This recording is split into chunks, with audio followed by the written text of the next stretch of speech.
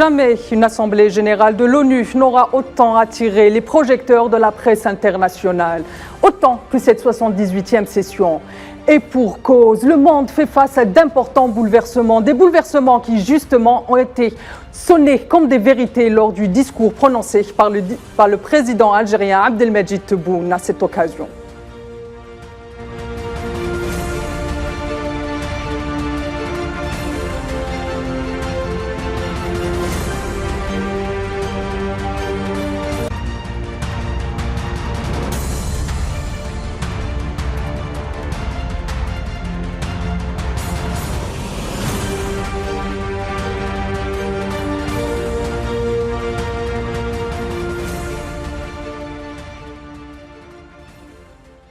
Mesdames, Messieurs, bonsoir. Soyez les bienvenus sur Al24 News. Vous l'aurez compris, il s'agira pour nous ce soir de nous pencher sur les moments forts du discours du président Abdelmadjid Tebboune à la tribune de l'ONU. Et pour en parler, j'ai le plaisir d'être accompagné par plusieurs experts. Ahmed Belkacem, professeur en droit international. Bonsoir, monsieur Ahmed Belkacem. Merci d'avoir accepté notre invitation. Abdelkader Soufi est également au plateau avec moi ce soir. Bonsoir, monsieur Abdelkader Soufi. Merci. Je serai également accompagné depuis Paris de Gamel Abina, expert des questions internationales. Bonsoir Gamel. Bonsoir Tina. Et de Omar Benbarti qui nous rejoint depuis Oran, il est analyste politique. Bonsoir monsieur Benbarti. Bonsoir Tina.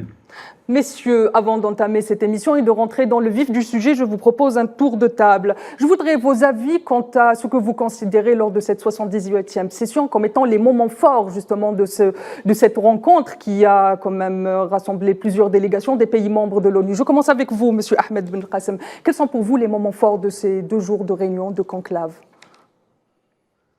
Eh bien, cette 78e session de l'Assemblée générale de l'ONU est marquée surtout par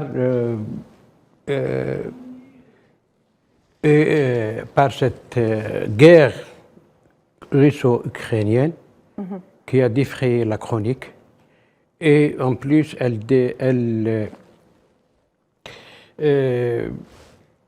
elle va peut-être avoir des répercussions graves sur la paix et la sécurité internationale, tout comme le conflit sino-Taïwan aussi, qui constitue aussi une menace aussi pour la paix et la sécurité internationale. Et aussi, il y a plusieurs autres tensions dans plusieurs régions du monde. Et aussi qui constitue une menace pour la paix et la sécurité internationale en Afrique.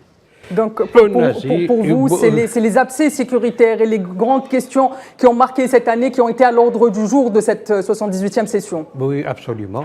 Surtout la guerre russo-ukrainienne qui peut déboucher sur un conflit mondial.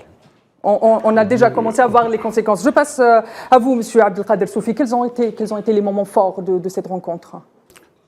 Bon, est-ce qu'on va parler de cette rencontre? Si on parle de cette rencontre, vous savez que l'année de l'ONU a été consacrée à l'environnement, aux défis sécuritaires, notamment l'eau, la pauvreté, l'environnement et le changement climatique.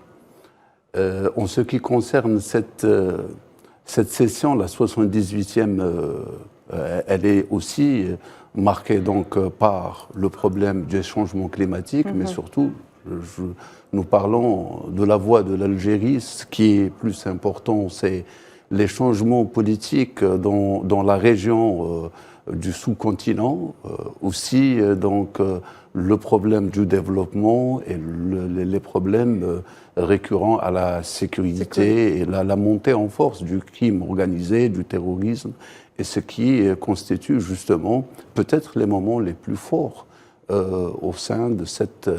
Je rappelle que Antonio Guterres, secrétaire général des Nations Unies, a justement consacré son allocution au changement climatique et autres conflits, et autres crises climatiques que traverse la planète. Gamel Abina, je reviens vers vous. Je vous pose la même question. À votre avis, quels ont été les moments forts de cette 78e session? On l'a vu déjà dans un premier temps, si on parle que du discours de M. Tebboune, qu'il a axé son discours sur le droit, évidemment les questions de droit, les questions du droit du peuple sahraoui, qui a été relayé d'ailleurs par l'Afrique du Sud, il faut le rappeler, pas seulement des pays sud-américains, mais surtout on se rend bien compte que la question du droit est centrale, mais pas seulement, la répartition des pouvoirs, la question ça a été dit à l'instant, du réchauffement climatique, qui aura un impact délétère sur les pays du Sud, la question liée aux répartitions des pouvoirs à l'ONU, de la richesse évidemment, et cette session spéciale surtout donne lieu à l'idée qu'il y a un monde nouveau qui vient de naître avec la guerre en Ukraine, qui a une bascule avec un discours de la part de Poutine plutôt multilatéral, un monde qui serait plus multipolaire et non pas unipolaire comme ça l'a été pendant 30 ans avec les États-Unis, et l'idée qu'il y a une répartition des pouvoirs dans le monde qui va changer avec des rapports de force qui changent, l'arrivée des BRICS, l'élargissement des BRICS, BRICS+, l'élargissement du G20 qui commence à avoir un point prépondérant avec l'Afrique, et la question africaine qui a toujours été mise à la marge et qui aujourd'hui est centrale, puisqu'elle est centrale pour l'approvisionnement énergétique, pour les richesses au sens large du terme, mais surtout centrale dans la question des pouvoirs qui n'existent quasiment pas à l'ONU. L'Afrique n'est pas représentée alors que c'est quand même 1,2 milliard d'habitants, donc c'est quasiment un septième de la planète qui ne représentait nulle part dans les instances de l'ONU, si ce n'est une fois de temps à autre, de façon tournante dans les 15 membres permanents. Justement, je passe à vous, Ammar Benbarti. Quels ont été, selon vous, les moments forts de cette Assemblée? Il me semble que le moment le plus important en ce moment, c'est que cette Assemblée se tient dans un contexte particulier qui est une espèce de bascule, comme disait Gamel, une bascule dans les rapports internationaux et qui font qu'il y a une mutation qui s'opère à travers la recherche. Beaucoup de nouveaux pays se cherchent et à travers la recherche d'un nouvel équilibre avec une vision beaucoup plus multipolaire que cette vision unipolaire à laquelle nous ont habitués maintenant depuis une quarantaine d'années ces organismes. De ce point de vue, la mutation à laquelle nous assistons, je pense que c'est la dernière fois que l'Assemblée générale des Nations unies va se pencher sur une situation qui va devoir nécessairement changer.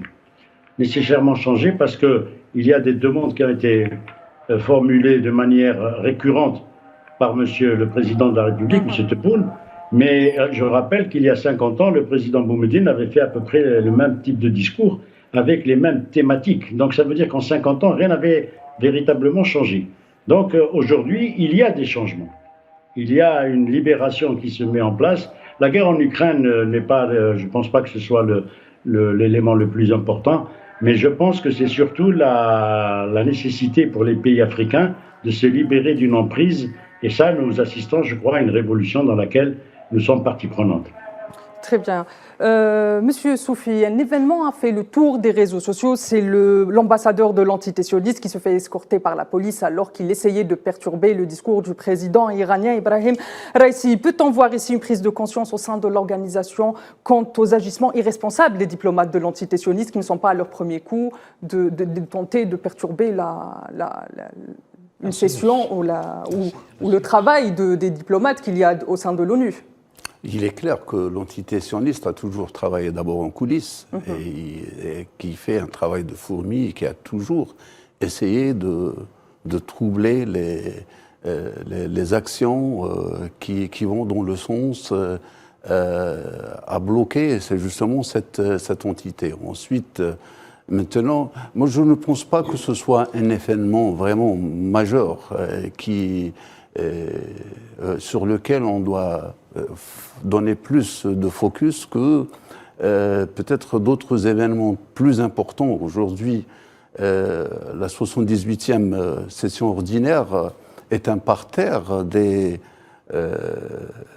j'allais dire, de la société internationale qui puisait est plus importante cette fois-ci que peut-être les sessions précédentes, du moment que beaucoup de questions ont été posées et qui commencent à émerger. Pour nous, je pense, Africains d'abord et Arabes, nous avons de grandes questions qui restent d'actualité.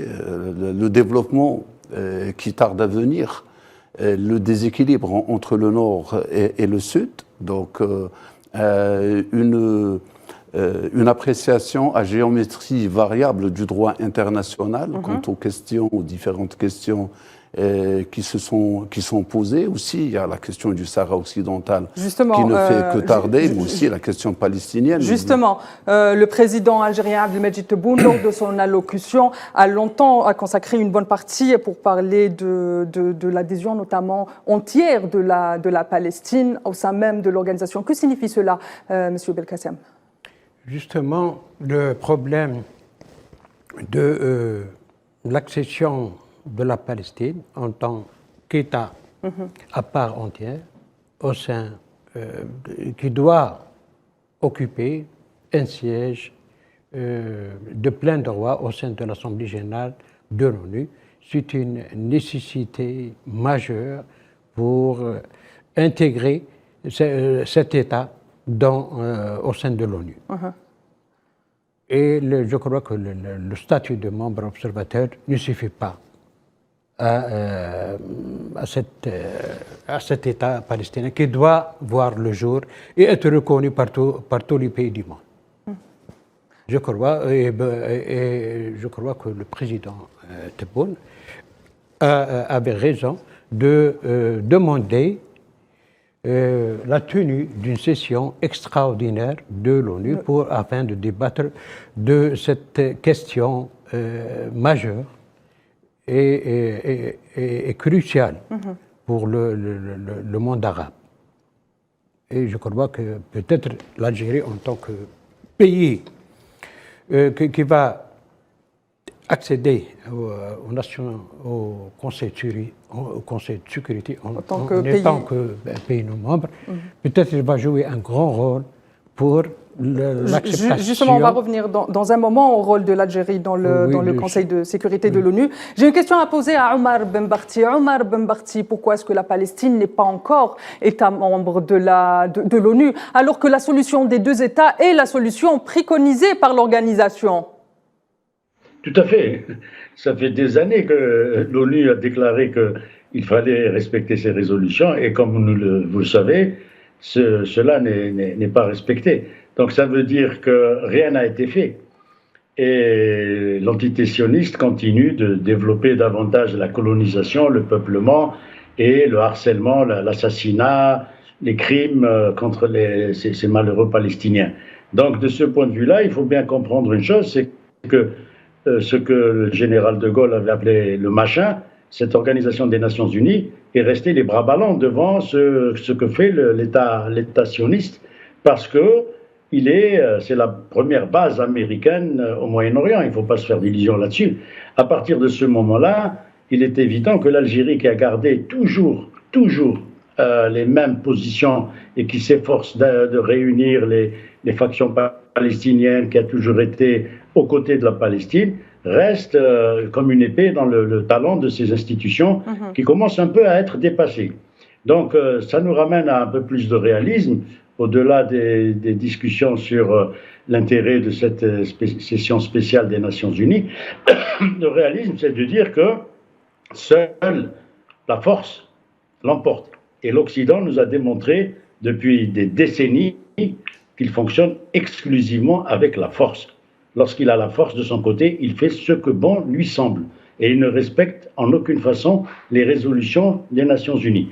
Donc, on a beau dire, on a beau faire, on peut développer tous les principes que l'on veut, on peut faire des discours, on peut être sur les forums internationaux, mais il reste que ces institutions qui sont dépassées doivent maintenant appliquer une nouvelle vision du monde. Et cette nouvelle vision du monde, elle se met en place avec ou sans eux. Monsieur Abdelkader Soufi, la question sahraoui a également été, la dernière colonie d'Afrique, a également été à l'ordre du jour du discours du président Abdelmejid Tebboune. Le président Abdelmejid Tebboune a parlé d'un fait illégitime, dont la légitimité qui a du mal à passer. Qu'en pensez-vous, monsieur Abdelkader Soufi? C'est clair que la question du Sahara occidental reste une question de droit international, du moment que le Conseil de sécurité s'en est saisi depuis 90-91 de la question, et que l'ONU a dépêché une mission qui est la MINURSO afin d'organiser un référendum et qu'une mission de 6 mois se fait maintenant depuis 30 ans, se fait attendre depuis 30 ans. Je crois que le 13 novembre déjà 2020, et les événements de Guelgueret ont relancé cette question. C'est tant mieux.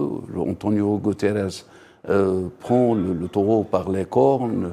Les Américains sont en train de changer de position, notamment avec la dernière mission d'un haut responsable américain.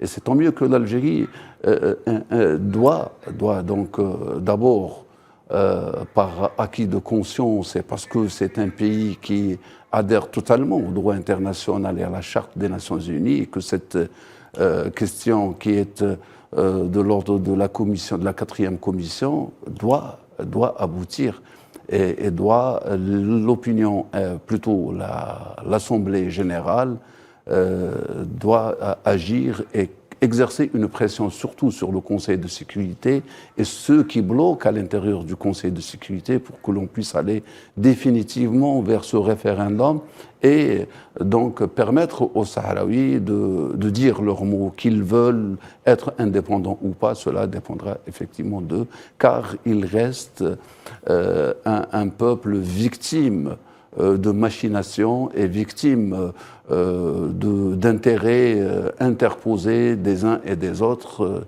qui ont permis à cet État vassaillant et de servitude du Maroc de servir le droit d'autrui à travers cette colonisation. Le président sud-africain emboîte le pas à son homologue algérien sur la question du Sahara occidental. Gamel, la relation, bien la convergence de vues entre Alger et l'Afrique du Sud n'est pas nouvelle. Plus de détails sur ce point, justement. Simplement parce que l'Algérie a soutenu le droit des Sud-Africains noirs, puisqu'ils subissaient le racisme, à l'autodétermination, entre guillemets, à récupérer le pouvoir chez eux.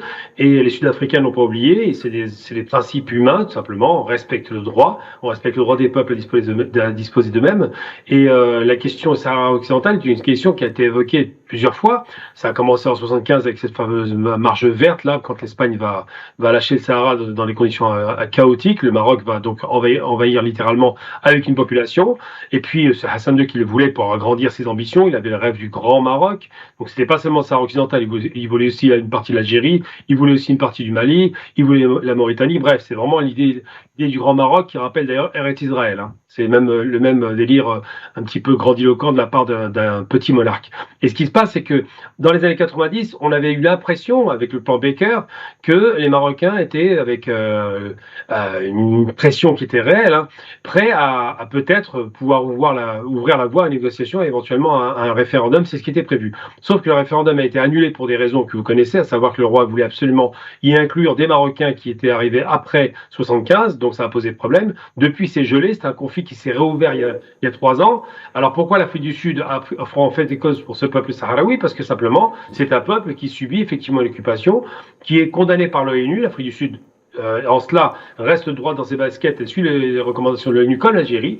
Et les rapports de force font que le Maroc a des alliés qui l'appuient. On l'a vu avec Trump dans son plan d'échange de reconnaissance du Sahara par rapport à la question de ce fameux accord avec Israël de paix.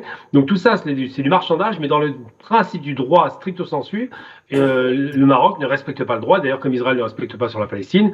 Et à chaque fois qu'il s'est enfreint, à chaque fois que ces lois de l'ONU sont enfreintes, évidemment, il y a des conflits qui s'allument. Donc aujourd'hui, pourquoi est-ce que l'Afrique du Sud est proche de l'Algérie là-dessus et d'autres pays d'ailleurs? Simplement parce qu'elle considère qu'il y a bien un peuple qui est lésé, qu'on ne veut pas consulter. Et moi, je suis comme les Sud-Africains là-dessus. On pose la question aux Sahraouis, ça a été dit sur le plateau. S'ils veulent être Marocains, qu'ils le soient. S'ils ne veulent pas, qu'ils ne le soient pas. Et ça s'arrête là. Mais les Marocains ne l'entendent pas de cette façon pour des raisons simplement économiques. Il y a du phosphate en grande quantité dans cette région. Très bien.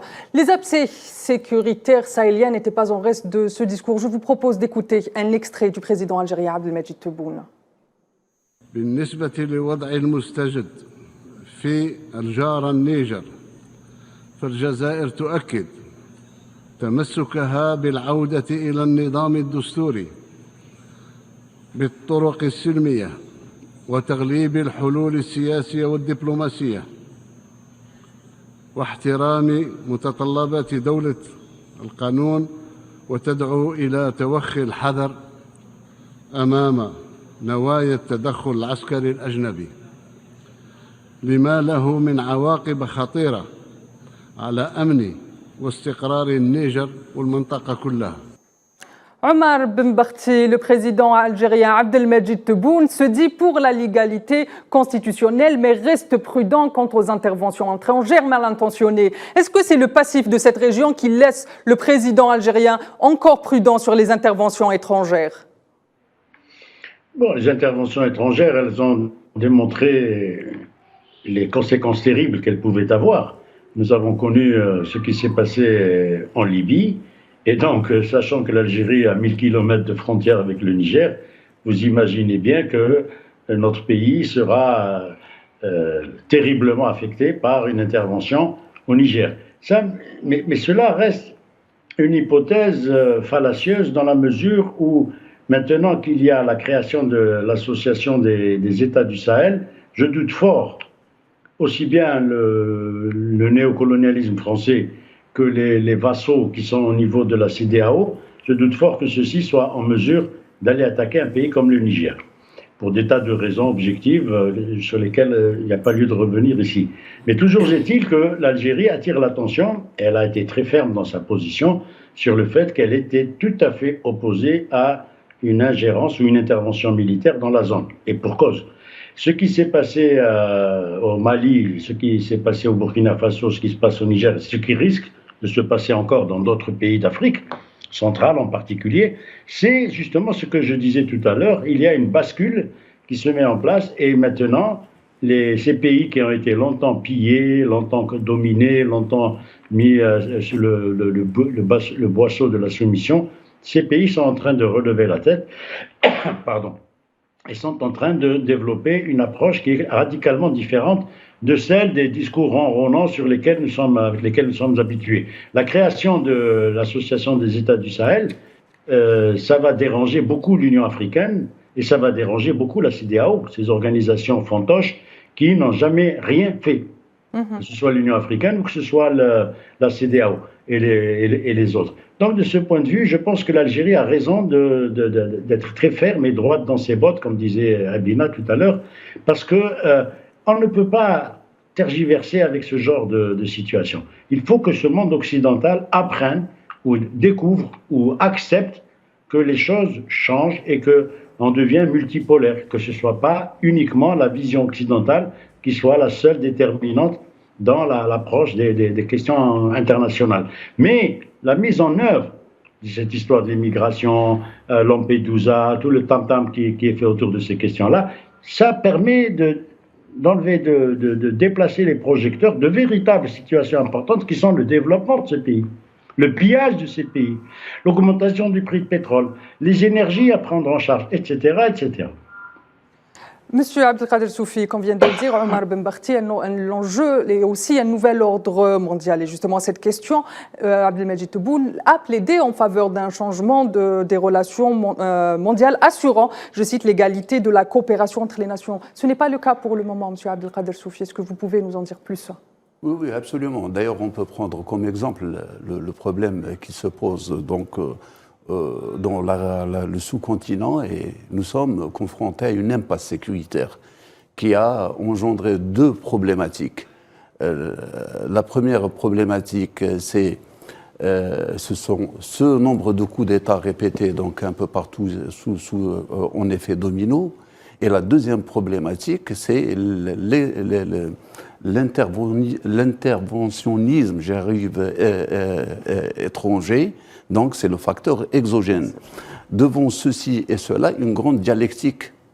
Serait-on devant donc, un regain de la force donc, au détriment de l'ordre constitutionnel ou c'est une révolution contre justement les forces exogènes qui sont en train de maintenir un statu quo en Afrique. Ce statu quo, le droit international, les instances internationales ne sont pas capables, sont dans l'incapacité de trouver cet équilibre, cette formule qui permet donc à ces pays-là de jouir donc, de leurs biens, de pouvoir atteindre un développement une vie paisible pour les citoyens, mais aussi donc pouvoir faire affaire avec les puissances occidentales, on va dire avec les multinationales. Tout cela en découle d'une situation qui est avérée et qui en réalité nous sommes dans un ordre en déséquilibre. Donc c'est un ordre chaotique qui ne prend pas en considération le reste du monde. Et c'est pourquoi l'Algérie, durant les années 70, a plaidé pour un nouvel ordre économique.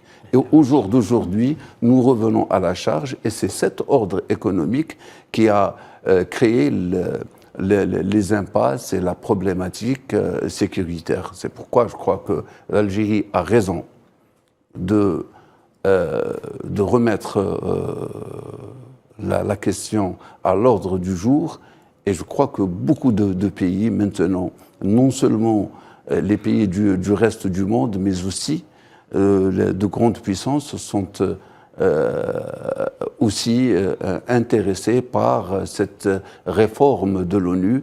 Et je finis là. Je me permets de vous couper. On a vu aussi le discours du président Lula qui a été en faveur de cet ordre mondial, etc. Est-ce qu'on peut dire aujourd'hui que l'Algérie, le Brésil, l'Afrique du Sud et plein d'autres pays sont les pivots de ce changement auquel appellent de ses voeux les peuples notamment? Je crois que ce n'est pas pour rien que l'Algérie a été élue en tant que membre non permanent au Conseil de sécurité. C'est parce qu'elle a présenté une feuille de route, un programme, et que dans ce programme-là, il y a cette notion de nouvel ordre mondial. Et ceux qui ont voté pour l'Algérie, ce sont l'ensemble des États, pratiquement toute l'Organisation des Nations Unies, tous les membres composant l'Organisation des Nations Unies, en passant par le groupe des 77, les non-alignés, le Haut Conseil islamique, l'Afrique, donc les pays arabes. Et cela dit que la question de la réforme du Conseil de sécurité est plus que urgente, parce que, en définitive, le Conseil de sécurité reste piégé entre les 5 grandes puissances, et ces 5 grandes puissances, ce sont elles qui jouissent justement des avantages de la mainmise, exactement, sachant que, et pour beaucoup, je veux revenir dessus, que le droit de veto africain est entre les mains de la France, car ce sont les 14 pays africains qui ont signé pour que la France puisse avoir ce droit. Et il est temps que l'Afrique puisse jouir et récupérer, elle aussi, son droit de veto, et par conséquent, les questions africaines seront discutées en Afrique, et on aura cette possibilité. Très bien. Ahmed Belkacem, à la lumière de ce que vient de nous dire M. Soufi, est-ce que vous pensez que la réforme de l'ONU est possible sur le plan juridique, je parle? Vraiment, vous posez une question cruciale concernant la réforme des Nations Unies, notamment la composition du Conseil de sécurité, où tout le monde sait les privilèges dont jouissent les 5 puissances permanentes, à savoir les États-Unis, la Grande-Bretagne, la France, la Russie et la Chine. Tout le monde demande cette réforme, mais en réalité et dans la pratique, ça devient très, très, très difficile. Pourquoi? Lorsqu'on revient à l'article 108 de la Charte des Nations Unies, qui stipule que toute modification de cette charte doit être acceptée par les 2 tiers de l'Assemblée générale, y compris les 5 permanents. Ce qui revient à dire que je ne crois pas un instant que ces États membres permanents puissent ou doivent céder ces privilèges à d'autres pays, à d'autres concurrents, notamment les pays émergents comme le Brésil, l'Inde, l'Afrique du Sud, et même peut-être le Japon, mais peut-être. Je ne crois jamais que ces pays permanents acceptent cette modification ou cet amendement de la Charte des Nations Unies. Ce qui revient à dire que la composition de ce Conseil de sécurité ne sera jamais bouleversée. On reste sur le discours du président Abdelmejid Tebboune qui s'est également exprimé quant à la réforme de l'organisation. Je vous propose de l'écouter. إن أي مسعى لتعزيز العمل الدولي المشترك يقتضي منا الاستجابة للنداءات المتزايدة بصورة إعطاء ديناميكية أكثر للنظام متعدد الأقطاب عبر إصلاح الأجهزة الرئيسية للمنظمة إصلاحاً شاملاً من شأنه أن يجعلها أكثر شفافية ويحقق التوازن الضروري ما بين الأجهزة الرئيسية ويكفل التوازن الجغرافي العادل. وعليه فإن تنشيط الدور المركزي للجمعية العامة للأمم المتحدة باعتباره الجهاز الوحيد المعبر بصدق عن تنوع مكونات المجموعة الدولية هو عامل جوهري في تعزيز المساواة بين الدول وتكريس أسس الديمقراطية الحقة. Gamel Abdelmejid Tebboune a mis le doigt là où ça fait mal, la réforme de l'ONU. Bon nombre d'observateurs partagent aussi cet avis. La réforme de l'ONU est incontournable. Pourquoi aujourd'hui, pour les observateurs, pour les panafricains, pour l'ensemble du tiers-monde, au-delà des aspirations des grandes puissances, cette réforme est incontournable? Elle est incontournable d'abord parce que l'ONU est une organisation qui est injuste. Ça a été fondé par les vainqueurs de la Seconde Guerre mondiale, ça a été fondé par les puissances coloniales qui avaient beaucoup d'habitants chez elles, donc c'est vraiment un calcul extrêmement douteux. Et puis surtout, j'ai entendu plusieurs fois parler de nouvel ordre mondial, c'est pareil, il n'y a rien de nouveau à l'horizon. Hein. C'est Woodrow Wilson en 1918 qui voulait un nouvel ordre mondial, il a créé la SDN, ça n'a pas empêché les guerres en Europe, 36-39 en Espagne, 39-45 avec l'Allemagne qui capitule le 8 mai, et ensuite évidemment les massacres du Japon, les 6 et 9 août 45 avec 2 bombes atomiques. Donc le nouvel ordre mondial, c'est la Pax Americana. Voilà la réalité, malheureusement, avec un rideau de fer qui va s'abattre sur le monde et qui va créer une forme de rééquilibrage des forces. Mais ces forces existaient jusqu'en 91, jusqu'à la chute du mur de Berlin. Et donc, à partir de là, il y a eu un ordre unipolaire, c'est pour ça qu'on en parle, qui fait que l'Amérique, avec ou sans l'ONU, faisait ce qu'elle voulait dans le monde. Les guerres d'Irak de 2003, elle le fait sans mandat de l'ONU, elle y va, elle n'est pas condamnée, il n'y a pas de résolution, il n'y a pas de sanction, parce qu'elle a un droit de veto. Donc la réforme est nécessaire. Pourquoi? Parce qu'en termes de droit stricto sensu, le droit de veto est une privation, c'est un privilège extraordinaire, surdimensionné, qui prive tous les autres membres, plus de 180 pays, de pouvoir dire quoi que ce soit contre le seul pays qui souvent l'exerce, les États-Unis. La France et l'Angleterre étant ses alliés naturels et traditionnels, ils ont tout intérêt à suivre le menteur américain. Sur la question palestinienne, par exemple, quel que soit ce qui est voté à l'ONU, c'est systématiquement mis par terre et foulé aux pieds par le droit de veto, souvent exercé par le meilleur allié des États-Unis, d'Israël, donc de l'État sioniste, que sont les États-Unis. Les États-Unis ont une base permanente au Moyen-Orient qui s'appelle Israël, c'est comme ça qu'on l'appelle cette base, et ils feront tout pour la préserver, indépendamment de l'ONU. Donc la réforme de l'ONU, c'est quoi? C'est d'abord deux choses: répartition des pouvoirs plus équitable à travers le monde avec d'autres pays. Sinon, ils seront concurrencés par une autre organisation qui commence à prendre le pas et qui s'appelle donc ces fameuses BRICS+, qui deviennent une superpuissance économique. La réforme de l'ONU, et ça a été dit par M. Tebboune, c'est une répartition des richesses plus équitable, évidemment. Un arrêt du sabotage économique. On parle beaucoup de développement africain, mais il y a eu un arrêt du développement, un développement arrêté, et non pas une Afrique en voie de développement. C'était une volonté de la part de ceux qui l'ont contrôlé, pour le coup, je parlais des pouvoirs néocoloniaux. Et surtout, la réforme de l'ONU, c'est une question de droit et d'équité. Comment se fait-il qu'une minorité de la planète, à peu près 20%, confisque tous les pouvoirs à 80% de la planète? Comment se fait-il que cette ONU, qui est bancale, puisqu'il y a ce droit de veto qui fait que chaque fois qu'il y a un problème, il y a un blocage, eh bien, la majorité des peuples ne puissent pas s'exprimer? Comment se fait-il que cette ONU ne puisse pas imposer par le droit et par des mesures coercitives, par exemple, la répartition, ne serait-ce que le prix du blé? Je veux dire, c'est quand même incroyable qu'il soit confisqué aux États-Unis. C'est eux qui font la cotation, alors que le reste du monde subit cette loi. C'est un diktat permanent. Et comment se fait-il, surtout, pour finir mon propos, que l'ONU continue à siéger à New York, qui est tout sauf neutre. L'ONU aurait dû siéger au moins en Suisse à minima, de telle sorte qu'on puisse avoir quand même un rapport un peu moins délétère.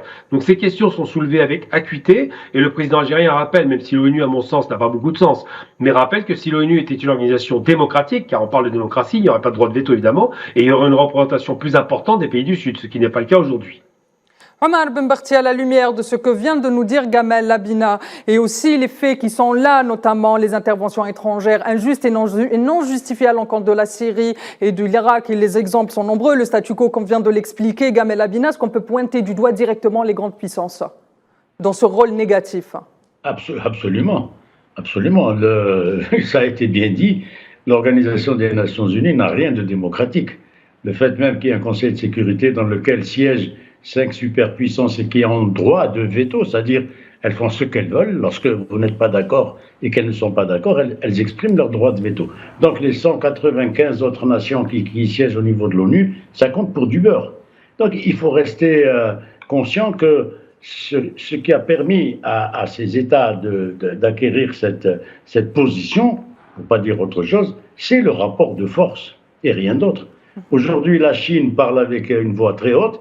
Il y a, dans les années 60, pour ceux qui s'en souviennent, en Chine, on crevait de faim. Aujourd'hui, la Chine est devenue la locomotive économique de ce monde et elle a une puissance militaire que personne ne lui conteste. Et la Russie, c'est pareil.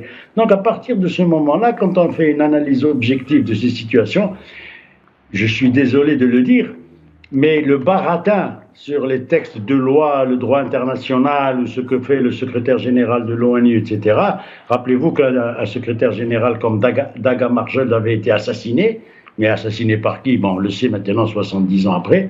Et à partir de ce moment-là, seule la capacité de peser militairement et avec la force sur un processus va permettre de fixer, comme disait tout à l'heure notre ami Abina, de fixer le prix du blé ou de décider de ceci ou de décider de cela. Donc il ne faut pas rêver, il ne faut pas qu'on se perde dans les méandres du baratin que nous sert l'Occident, la communauté internationale. Ça ne veut rien dire, ça n'existe pas la communauté internationale.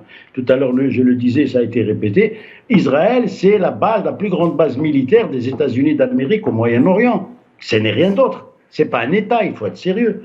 Ce qui se passe actuellement dans les pays d'Afrique, c'est une lutte féroce que mènent certains pays pour se développer et se libérer d'une tutelle qui les étouffe, qui les écrase, qui les pille, qui les spolie, qui les domine, qui les soumet, et ça ne peut pas durer. Donc à partir de ce moment-là, ce vers quoi nous allons, ce n'est pas de transformer des textes de la charte de ceci ou de la charte de cela, c'est de s'imposer à travers d'autres structures. Et j'ai été très heureux d'entendre dire qu'il y a de nouvelles organisations qui se mettent en place, comme les BRICS, ou bien, comme encore ce que j'ai dit tout à l'heure, sur la création des États du Sahel, qui va contrebalancer les coquilles vides que sont devenues. L'Union africaine, ça ne sert à rien. On paye des gens, enfin on paye, c'est pas nous on paye, l'Algérie elle paye bien sûr. Monsieur Omar Benbarti, on reste sur l'ONU aujourd'hui. On va se pencher sur la question de l'Union africaine lors du prochaine session extraordinaire de l'ONU. Je reviens vers vous, Monsieur Ahmed Belkacem, à la lumière de ce que vient de dire Gamel Abina et aussi Monsieur Omar Benbarti. Est-ce qu'aujourd'hui, finalement, la réforme de l'ONU s'impose au sein de l'organisation où elle ne peut pas s'imposer comme une question virale au sein, parce qu'on sait que l'Algérie va être membre non permanent du Conseil de sécurité et en plus l'Algérie, par la voix de son président lors de cette tribune, a plaidé pour 2 sièges pour l'Afrique en tant que membre non permanent. C'est une responsabilité de 2 sièges. Oui, bien sûr. Cette question doit être imposée, bien sûr, mais qu'en est-il de la réalité? Il faut être réaliste. Donc, je voulais dire que les États du tiers-monde, notamment les États africains, doivent lutter longuement pour pouvoir faire approuver cet espoir, oui, c'est un grand espoir pour les États africains d'avoir au moins un siège permanent au sein du Conseil de sécurité. Mais sincèrement, moi, je ne crois pas que les 5 permanents, notamment les pays occidentaux, les 3 puissances, acceptent cette modification ou cet amendement. Mais ça ne veut pas dire que les États africains doivent baisser les bras. Ils doivent lutter.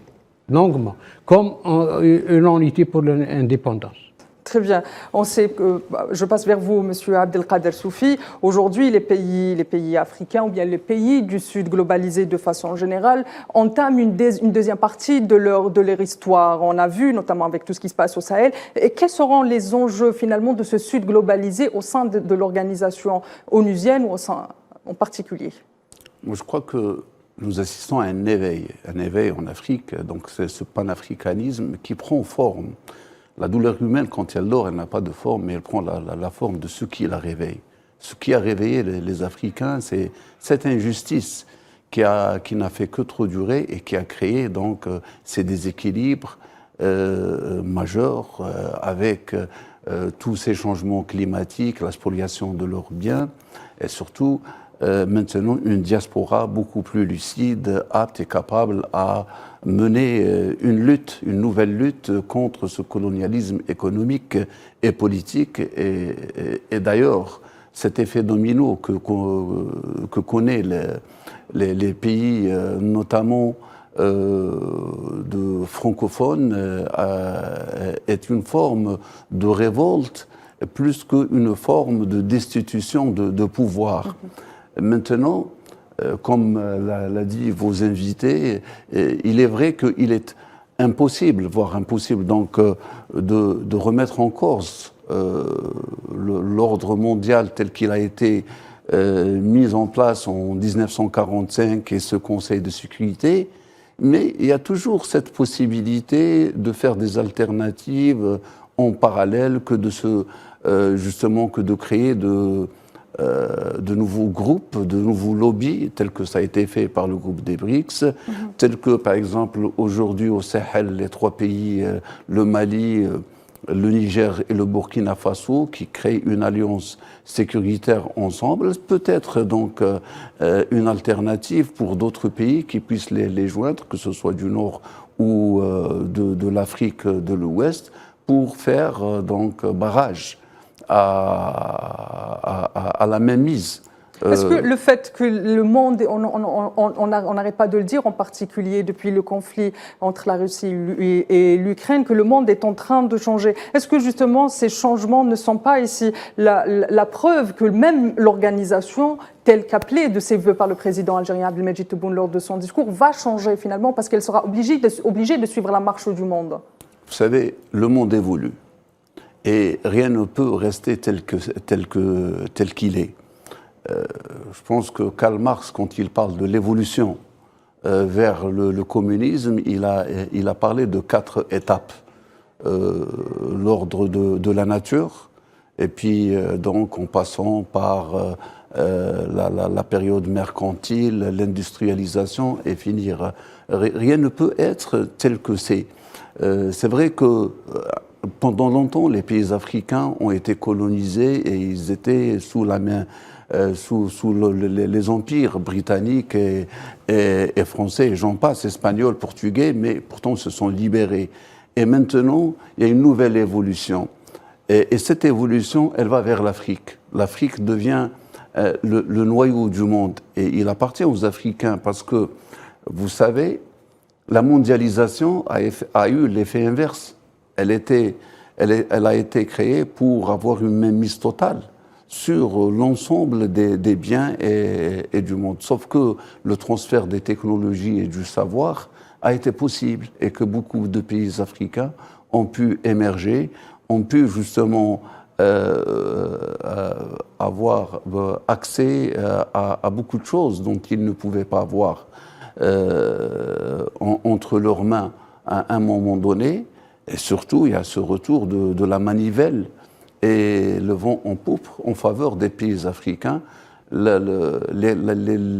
différentes crises qui ont touché le monde, la crise pandémique, la crise financière, la crise économique, la crise en Ukraine, la crise climatique, toutes ces crises-là sont en train de changer le monde, sont en train de pousser vers un nouvel ordre mondial où les blocs auront leur mot, même au-delà de la puissance de l'ordre mondial actuel. Très bien. Gamel Labina, le président algérien Abdelmejid Tebboune a appelé ou a fait, lors de son discours, parle de réforme justement de l'ONU. Alors que les dernières déclarations de Antonio Guterres, qui ne sont pas nouvelles, il a de plus en plus de mal à justifier le rôle. On a l'impression qu'il a de plus en plus de mal à justifier le rôle de l'ONU. Est-ce que justement les aveux d'échec, entre parenthèses et entre guillemets, de Antonio Guterres sont la preuve de la nécessité, là encore, de la réforme de l'ONU?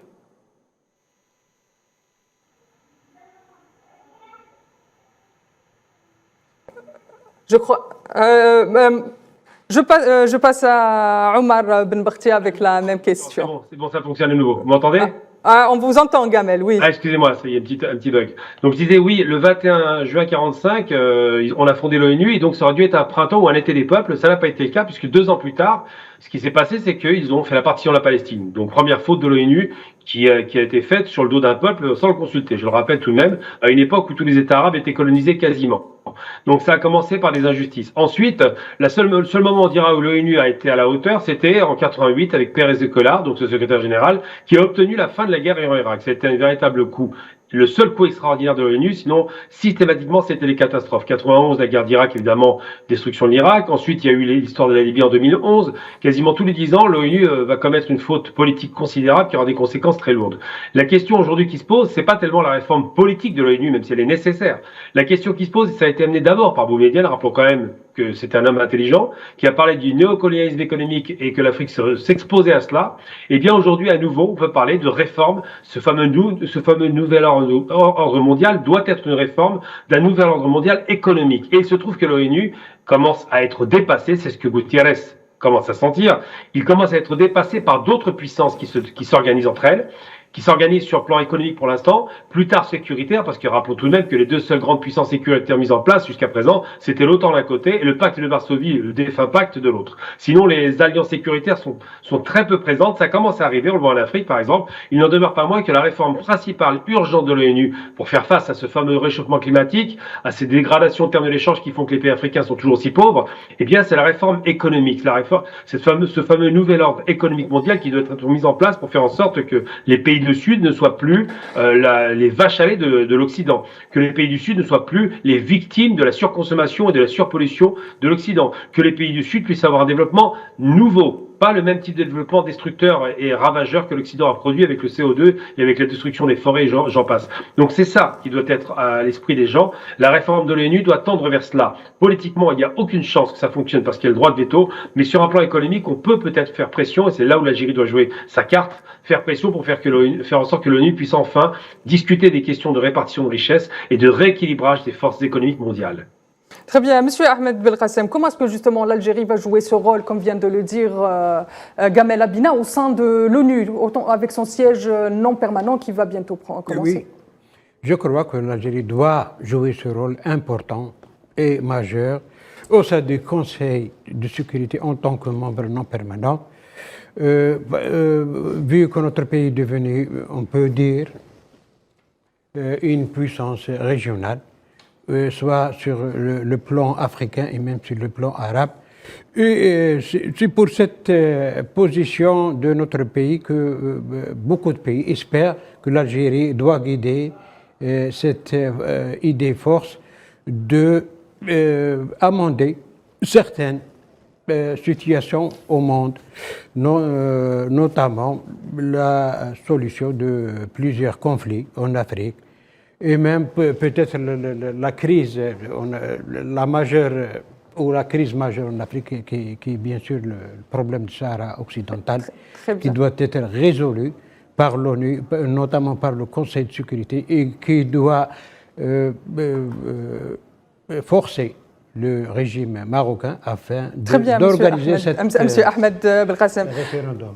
Madame, Monsieur, c'est ainsi que s'achève cette émission. J'ai eu le plaisir d'être accompagné de Ahmed Belkacem, expert en droit international, mais aussi de Abdelkader Soufi, professeur en sciences politiques, de Gamel Abina, expert et observateur des questions internationales, et de Omar Ben Barti, analyste politique.